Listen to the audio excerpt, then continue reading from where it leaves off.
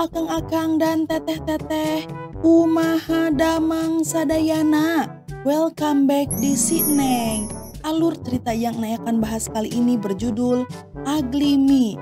Sebelum lanjut ke ceritanya, jangan lupa ya, dukung channel Neng dengan cara di subrek, like, komen, dan share. Yuk Di kota Santiago, Chili, hiduplah seorang wanita yang sangat cantik bernama Amanda.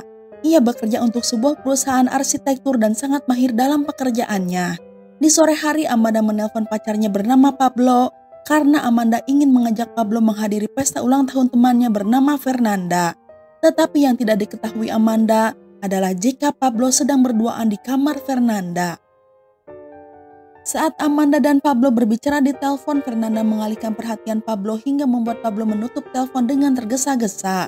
Beberapa saat kemudian secara tidak sengaja, Pablo menelpon Amanda dan di dalam sambungan telepon terdengar suara desahan mereka berdua.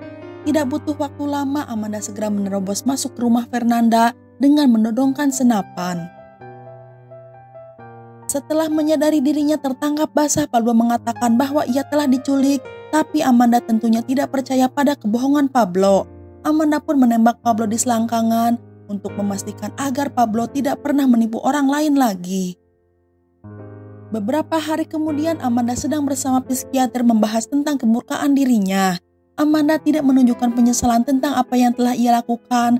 Bahkan ia yakin akan melakukannya lagi jika berada dalam situasi yang sama seperti itu. Sementara psikiater mengatakan Amanda harus bisa membatasi kemarahannya yang cukup tinggi.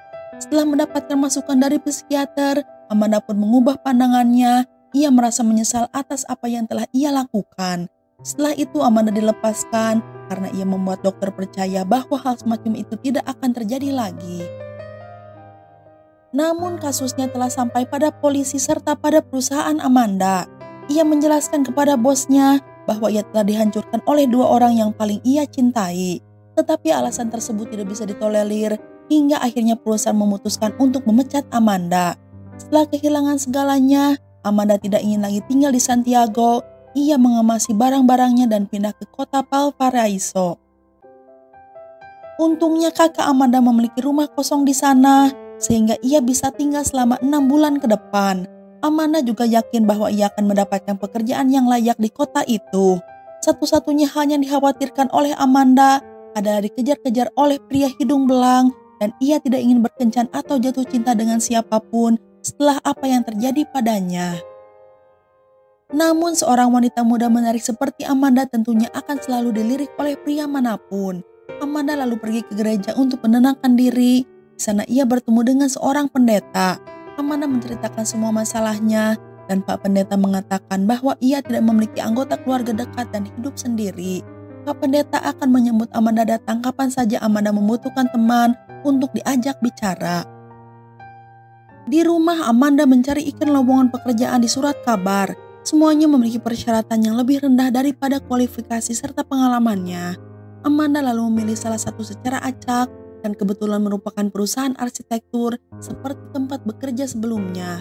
Selanjutnya, Amanda membeli setelan gemuk yang jelek ditambah riasan prostetik untuk membuatnya terlihat tidak menarik.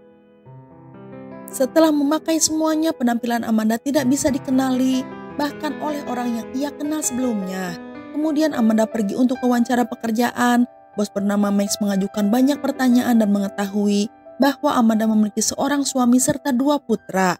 Amanda percaya cerita karangan tentang suami akan membuat kebohongannya lebih meyakinkan dan mengurangi rayuan para pria. Untungnya Max tidak meminta bukti apapun. Ia pun bersedia mempekerjakan Amanda karena pengalaman yang dimilikinya. Untuk pertama kali dalam hidupnya, Amanda merasa percaya diri dengan kemampuannya karena sekarang kecantikannya tidak mempengaruhi pekerjaannya. Setelah itu Max memperkenalkan Amanda kepada pegawai lain serta peran mereka di dalam tim. Pertama adalah seorang pria yang sudah menikah bernama Juan. Ia memiliki 3 anak, bekerja penuh waktu, dan sedang belajar untuk mendapatkan gelar masternya. Lalu ada Karen, seorang gadis muda dan seksi yang melakukan pekerjaan paling sedikit, tetapi disukai oleh semua orang hanya karena kecantikannya. Terakhir ada seorang arsitek bernama Marcelo. Ia adalah buaya darat yang menilai orang berdasarkan seberapa menarik penampilan mereka. Kehidupan Marcelo sehari-hari terdiri dari bekerja, lalu membawa wanita yang berbeda setiap malamnya. Marcelo bertemu Amanda untuk pertama kalinya dan tentunya ia memandang rendah Amanda karena penampilan fisiknya. Amanda juga mencari tahu pria seperti apa Marcelo dan diam-diam Amanda mencaci maki pikiran Marcelo yang dangkal.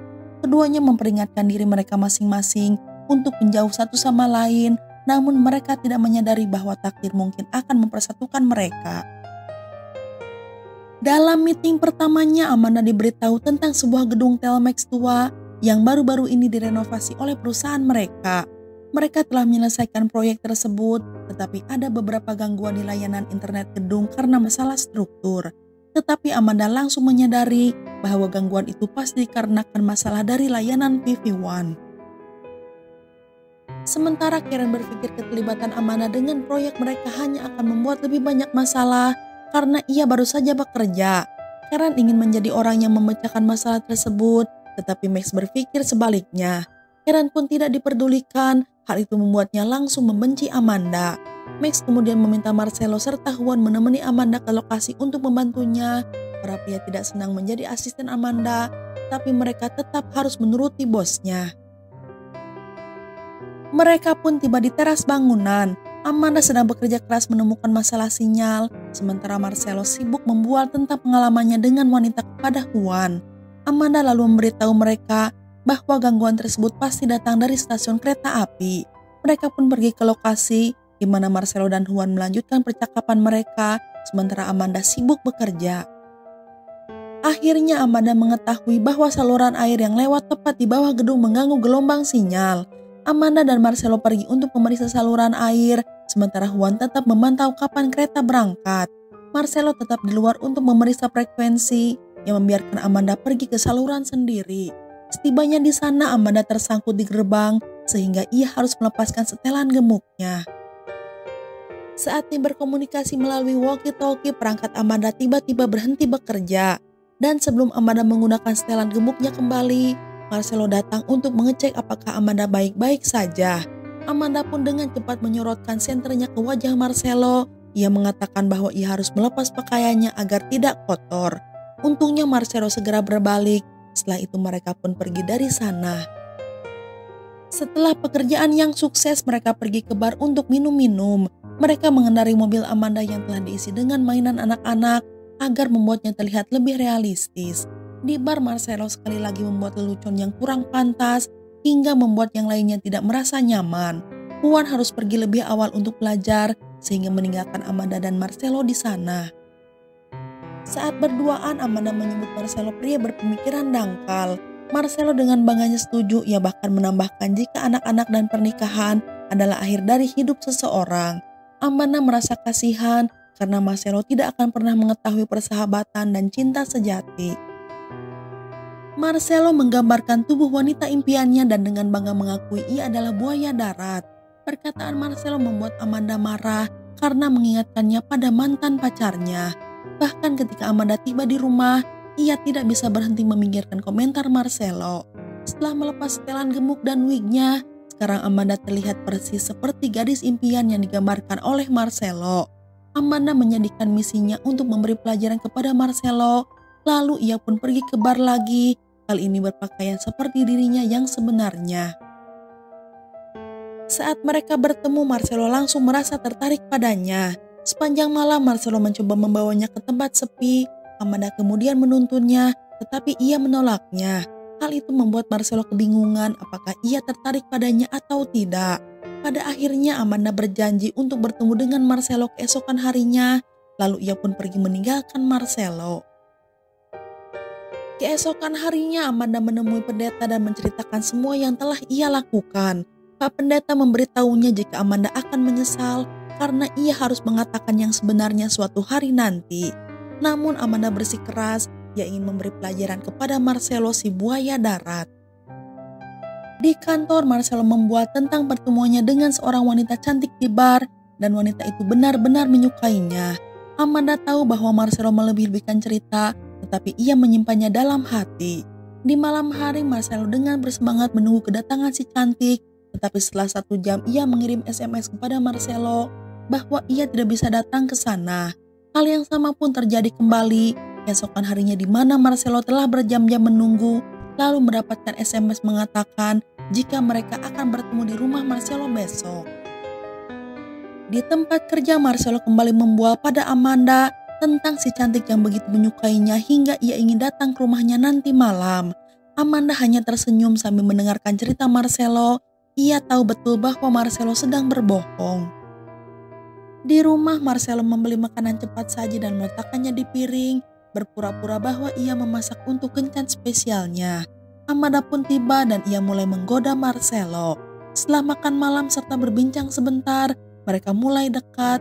Marcelo mencium lengan Amanda, namun tiba-tiba Amanda menghentikannya dan mengatakan bahwa ia akan terlambat. Setelah Amanda pergi, Marcelo benar-benar merasa kesal karena tidak ada wanita yang pernah memperlakukannya seperti itu. Di kantor, Marcelo menuangkan kegelisahannya pada Amanda dan sekarang Marcelo mulai melihat Amanda sebagai teman yang sebenarnya. Sementara itu Karen cemburu pada Amanda karena ia menyukai Marcelo. Karen memata-matai keduanya sepanjang waktu untuk mengetahui apa yang mereka bicarakan. Kemudian pada hari itu Karen bertanya kepada Amanda mengenai anak-anaknya. Hal itu membuat Amanda sadar jika ia tidak menunjukkan anak-anaknya kepada orang-orang, maka mereka mungkin akan mulai mencurigainya. Oleh karena itu ia meminta pendeta untuk mempersiapkan 2 anak laki-laki agar menemani playdate bersamanya. Keesokan harinya Amanda membawa anak-anak ke kantor untuk membuktikan bahwa ia memang seorang ibu. Hal yang cukup mengejutkan terjadi ketika ia melihat Marcelo bermain dengan anak yang paling kecil, di mana Marcelo sering menggambarkan betapa ia membenci anak-anak dan tampaknya itu tidak benar. Pada malam hari Amanda kembali datang ke rumah Marcelo untuk berkencan kedua kalinya. Namun kali ini Marcelo tampak berbeda. Marcelo lebih terlihat berusaha untuk mengenal Amanda daripada menggodanya. Pada akhirnya mereka pergi ke tempat tidur dan mulai bercumbu. Tetapi anehnya burung Marcelo tidak bisa bangun. Keesokan harinya Marcelo memberitahu Amanda mengenai kejadian semalam. Amanda menyarankan agar Marcelo berusaha lebih keras untuk mengesankan wanita itu, seperti memasak untuknya daripada memesan makanan dari restoran. Mereka pergi ke rumah Marcelo lalu memasak bersama. Ini adalah pertama kalinya Marcelo memiliki teman wanita yang datang ke rumahnya dan Marcelo sangat menikmatinya. Setelah makan siang mereka pergi ke teras dan mengobrol dengan akrab. Amanda mengatakan bahwa Marcelo takut akan komitmen, tapi Marcelo berjanji bahwa ia akan menemukan cinta sejati suatu hari nanti. Tiba-tiba Marcelo membungkuk, ia mencium Amanda. Marcelo segera meminta maaf, namun mereka tidak dapat menyangkal jika mereka merasakan sesuatu di hati mereka masing-masing. Di malam hari Amanda datang ke rumah Marcelo untuk berkencan ketiga kalinya. Tanpa basa-basi Marcelo mengatakan bahwa ia jatuh cinta padanya, tapi Amanda tahu Marcelo sedang berbohong. Amanda merasa sedih karena Marcelo ternyata masih menjadi orang yang sama. Setelah mereka berbincang, Amanda menyuruh Marcelo memakai pakaian wanita lalu memborgol tangannya ke tempat tidur. Tiba-tiba Amanda mengeluarkan pisau dan menggores perutnya. Beberapa jam kemudian polisi tiba di tempat kejadian lalu membebaskan Marcelo. Mereka menyadari bahwa darah itu palsu dan wanita tersebut hanya ingin menakut-nakuti Marcelo saja. Berita Marcelo pun sampai ke televisi serta surat kabar. Tentunya kejadian itu membuat Marcelo sangat malu. Amanda telah memberi Marcelo pelajaran seperti yang ia inginkan, tetapi ia merasa terganggu. Amanda lalu memberitahu pendeta tentang hal itu. Amanda menyatakan bahwa dirinya jatuh cinta pada Marcelo. Ketika Marcelo datang ke kantor keesokan harinya, ia mengatakan bahwa ia adalah pria yang telah berubah sekarang. Apa yang terjadi padanya kemarin telah membuatnya menyadari bahwa Amanda benar dan ia harus mulai mencari cinta sejati, bukan cinta satu malam. Sayangnya Marcelo memutuskan untuk berkencan dengan Karen. Pada malam hari Marcelo datang ke rumah Amanda dalam keadaan mabuk. Amanda mencegah Marcelo melihatnya dan mereka berbincang melalui pintu. Marcelo mengungkapkan bahwa ia melamar Karen dan akan menikahinya minggu ini.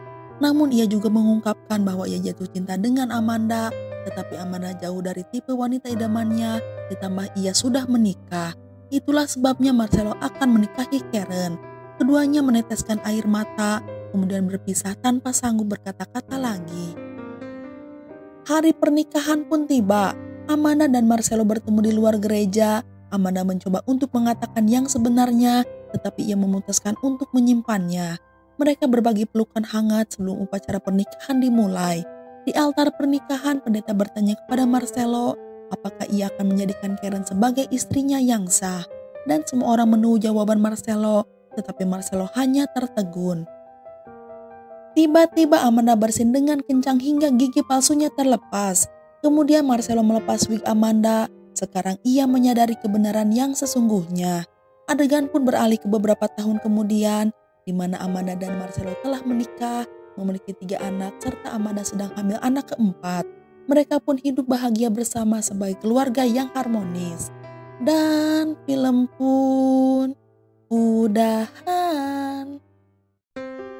Nah, itu dia alur cerita film kali ini. Semoga bisa menghibur Akang dan Teteh semua. Neng undur diri dulu ya. Neng ucapkan terima kasih dan hatur nuhun. You keboy.